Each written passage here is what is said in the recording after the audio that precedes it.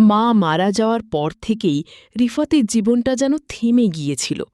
ছোট্ট ঘরটা আগের মতোই আছে, কিন্তু নেই সেই মায়ের হাসি, নেই তার ডাক।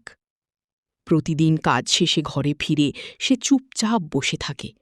মনে হয় কেউ যেন এখনো বলবে, খাবি বাবা?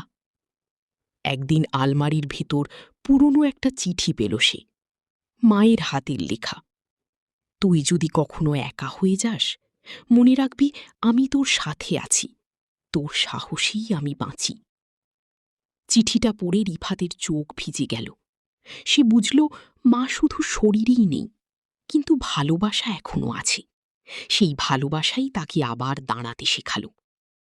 পরদিন সকালে অনেক দিন পর সূর্যের আলো তার কাছে নতুন মনে হল। সে নিজের জীবনটা গুছিয়ে নিতে শুরু করল, কারণ সে জানে কোথাও না কোথাও মা এখনো তাকে দেখছে, তার জন্যই অপেক্ষা করছে তার হাসির।